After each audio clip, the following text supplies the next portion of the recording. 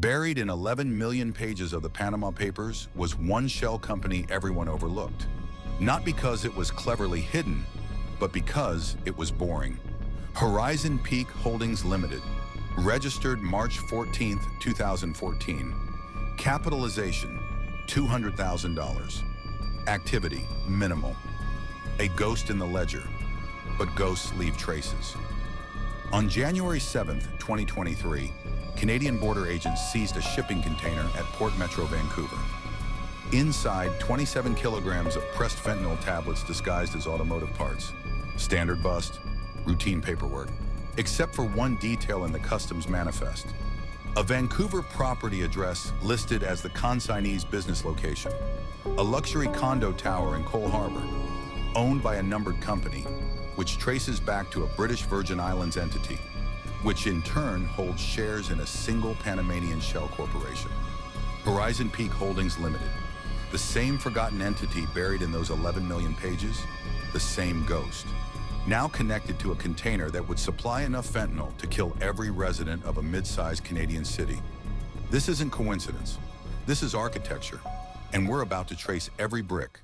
The container seizure triggered a standard financial forensics protocol. Routine, bureaucratic, the kind of paperwork that usually dies in a CBSA filing cabinet within 6 months.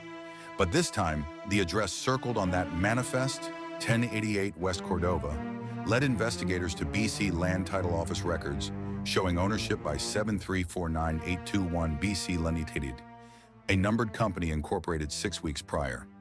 No directors listed, no beneficial owners disclosed, just a registered office, a virtual mailbox service in Richmond.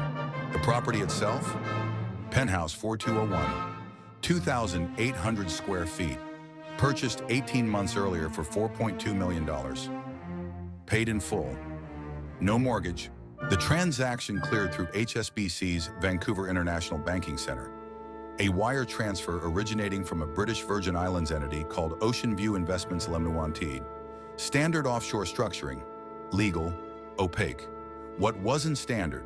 The property's occupancy pattern. Utility records showed minimal power consumption, barely enough for a refrigerator. No water usage beyond building baseline. Security footage from the building's private elevator revealed the unit accessed precisely 7 times in 18 months. Always between 2:17 and 2:44 a.m., never staying longer than 11 minutes. This wasn't a residence, it was a vault. Forensic accountants cross-referenced the purchase date against Port Metro Vancouver shipping manifests. They found it. 3 weeks before the penthouse closing, a container from Shenzhen cleared customs, declaring ceramic bathroom fixtures.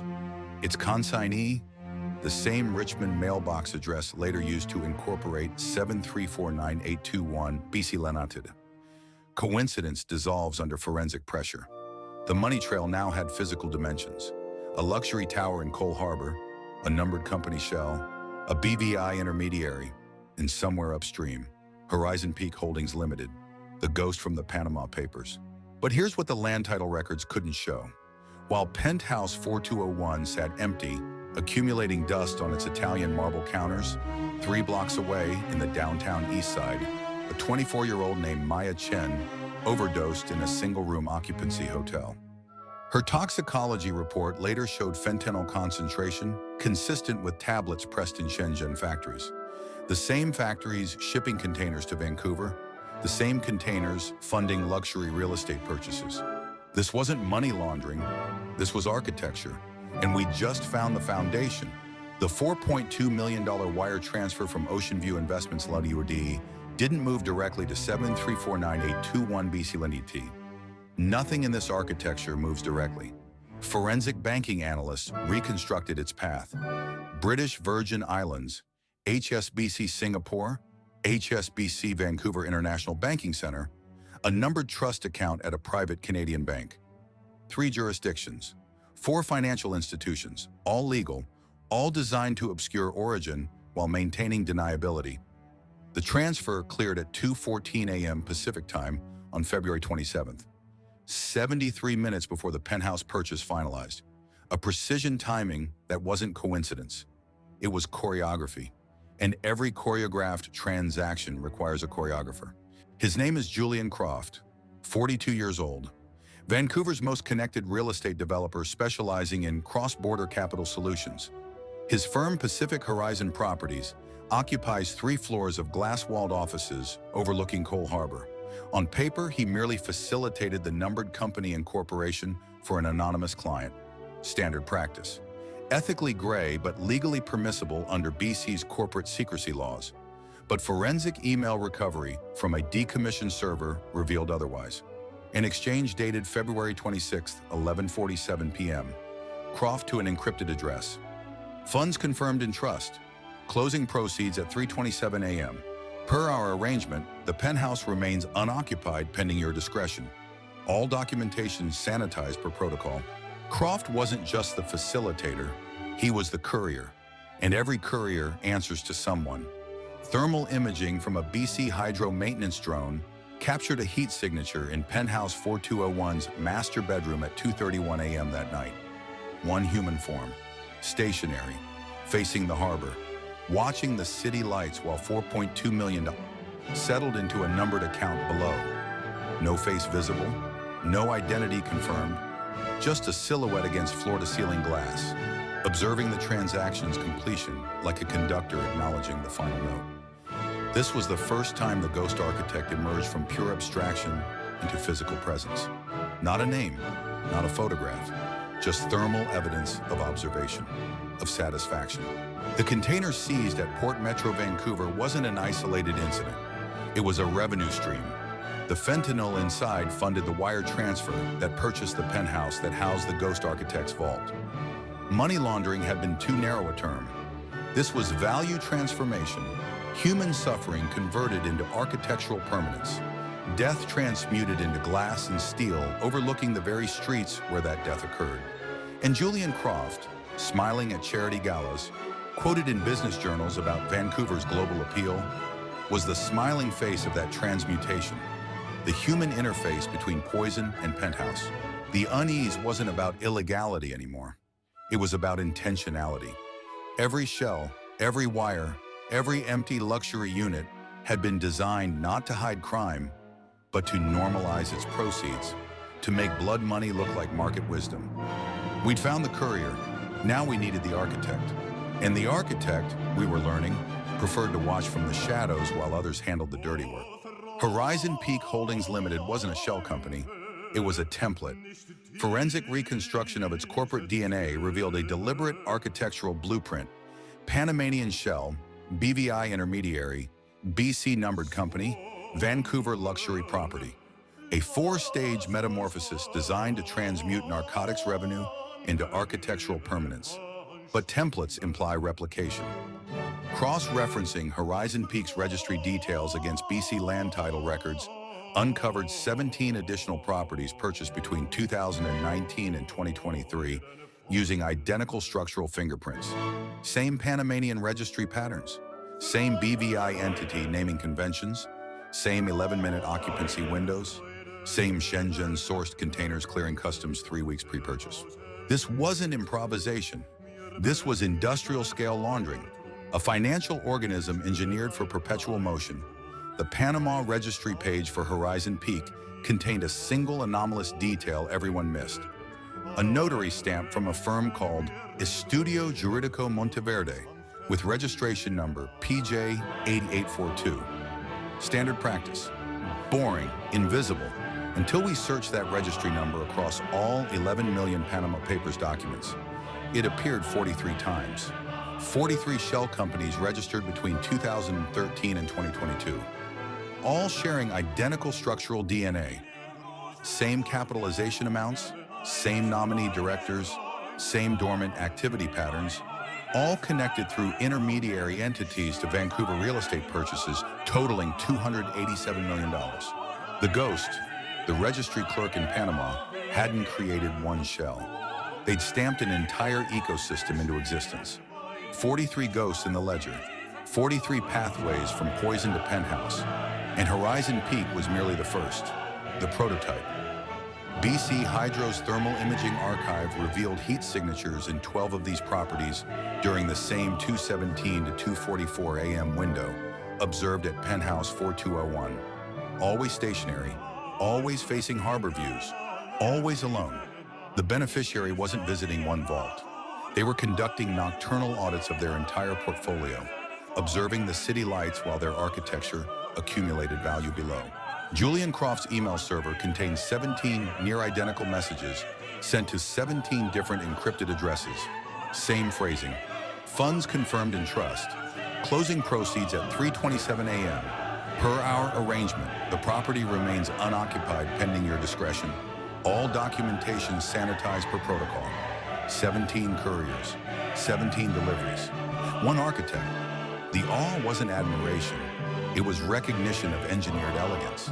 This architecture operated with the precision of a Swiss movement, each shell clicking into place at predetermined intervals, each wire transfer clearing at choreographed moments, each empty penthouse accumulating value while the streets below accumulated casualties. The container seizure at Port Metro Vancouver hadn't uncovered a crime. It had tripped a sensor on a living system, a financial organism that had been breathing beneath Vancouver's glass towers for nearly a decade, converting human suffering into architectural permanence with mechanical indifference. We'd been hunting a ghost. We'd found an ecosystem. And ecosystems don't have single points of failure. They have resilience. They have redundancy. They have design survival. The unease crystallized into awe. This wasn't corruption. This was evolution.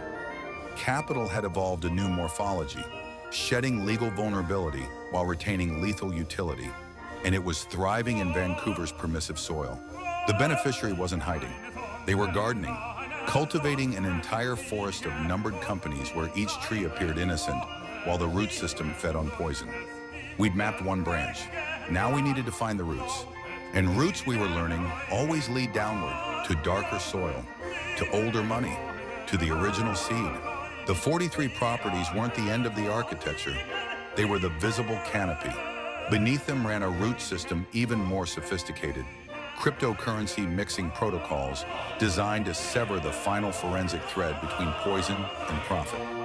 Blockchain forensics recovered transaction hashes from Julian Croft's decommissioned laptop, a Tornado Cash mixer deposit of 327 Bitcoin, originating from a darknet marketplace called Silk Road 3.0.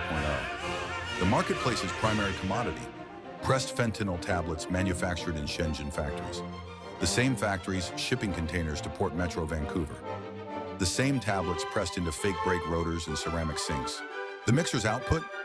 17 separate withdrawal addresses, each one funding a wire transfer to a different BVI intermediary entity. Each entity purchasing a different Vancouver luxury property. The architecture had evolved beyond shell companies. It had digitized its own nervous system, untraceable, redundant, self-healing. But blockchain anonymity has a fatal flaw. It only obscures money.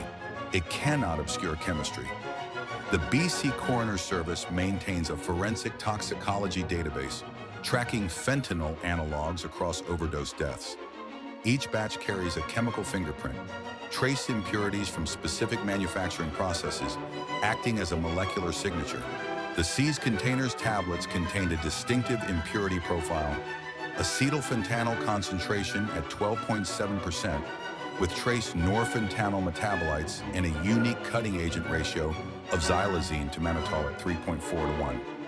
Standard Shenzhen factory signature, nothing unusual, until we cross-reference that profile against the coroner's database.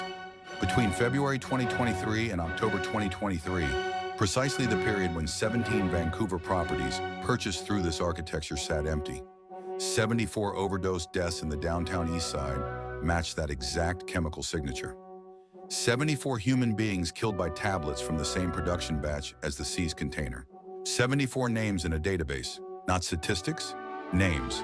Liam Chen, 23. Single father working overnight shifts at a warehouse.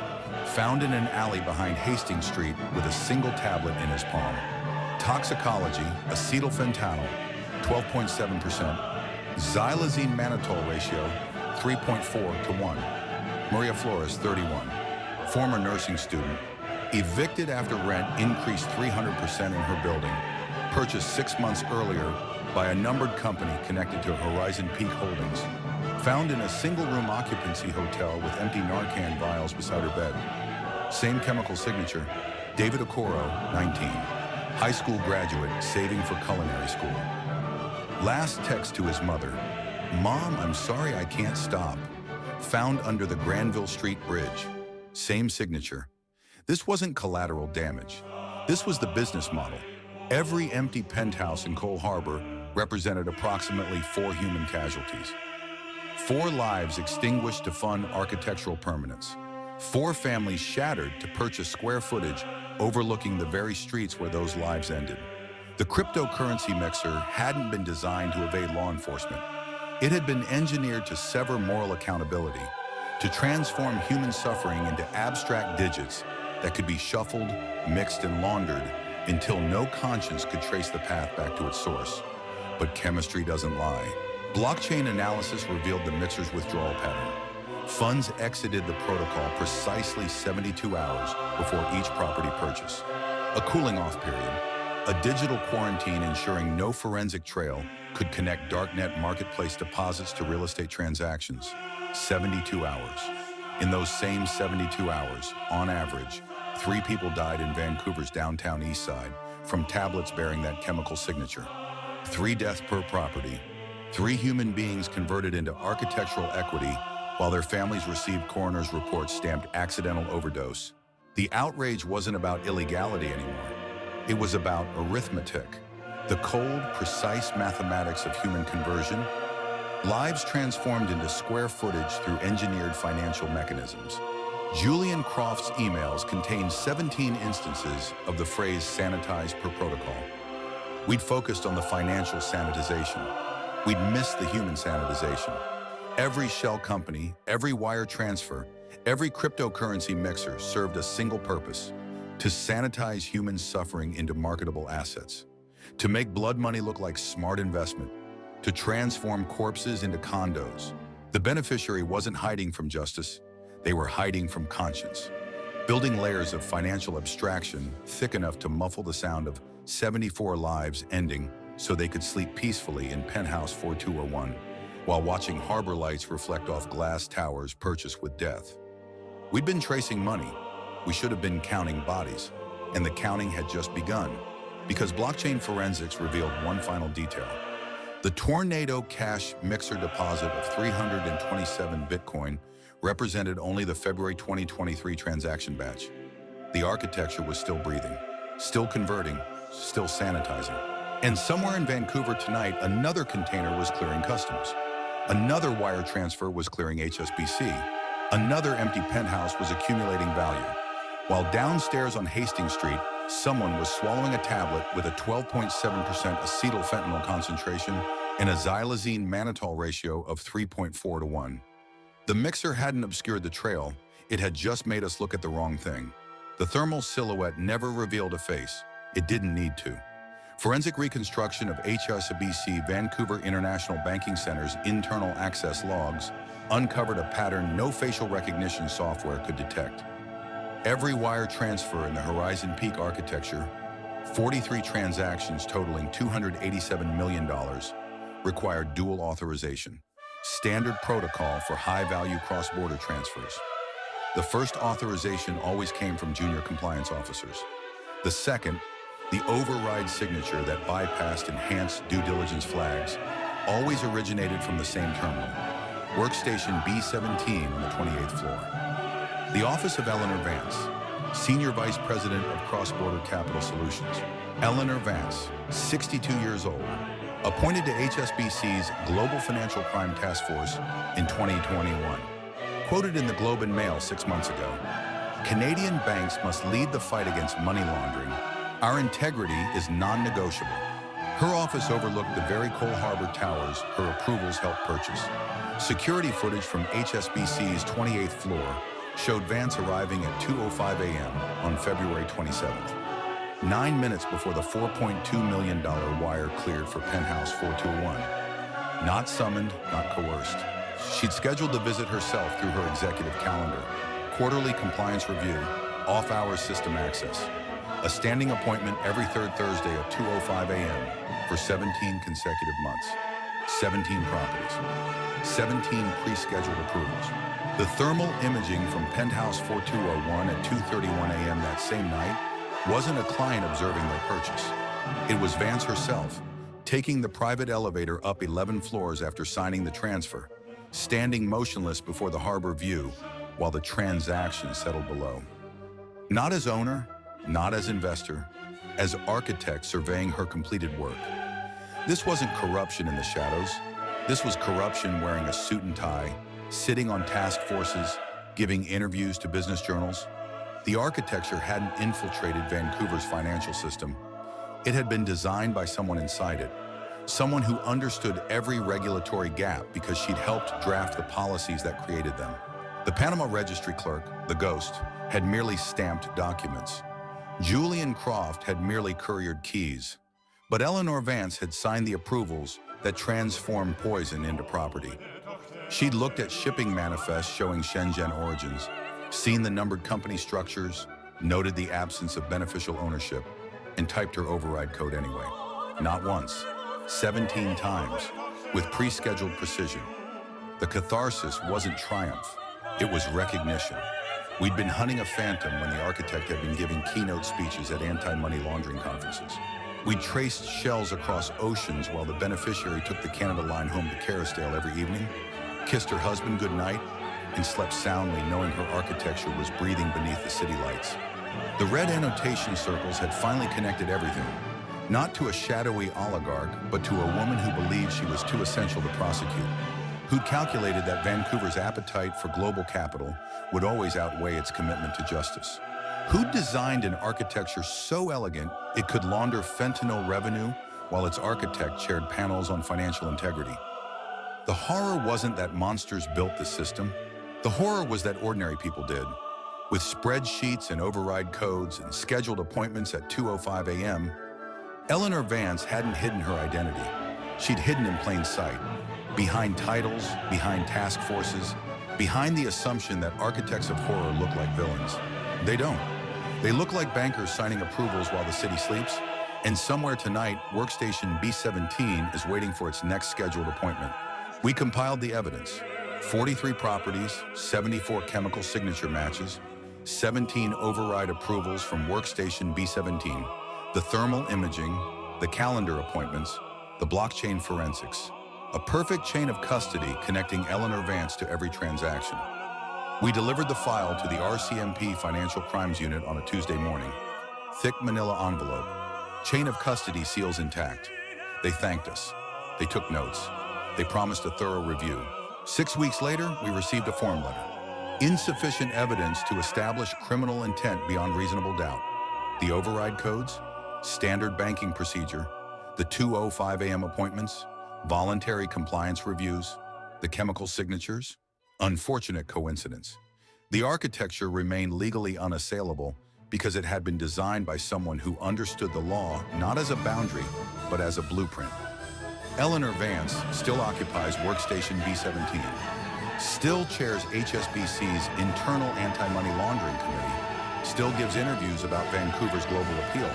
The architecture didn't collapse when we exposed its architect. It absorbed the exposure and continued breathing. This was the final revelation. We'd been hunting ghosts when the real entity was the architecture itself. Self-healing, redundant, designed to outlive any single node. Remove Vance and another banker would occupy B17 next quarter. Remove Horizon Peak and another shell would register in Panama next month. The ecosystem doesn't care about individual actors. It cares about conditions. And Vancouver's conditions remain perfect.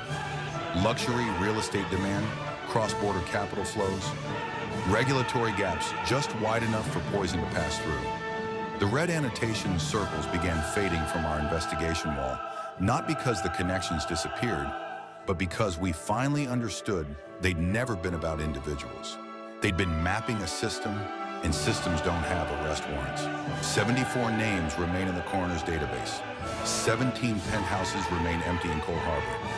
Workstation B17 remains active on the HSBC 28th floor. The architecture remains, and somewhere tonight, another container is clearing customs. We compiled the evidence: 43 properties, 74 chemical signature matches, 17 override approvals from Workstation B17, the thermal imaging, the calendar appointments, the blockchain forensics, A perfect chain of custody connecting Eleanor Vance to every transaction. We delivered the file to the RCMP Financial Crimes Unit on a Tuesday morning. Thick manila envelope. Chain of custody seals intact. They thanked us.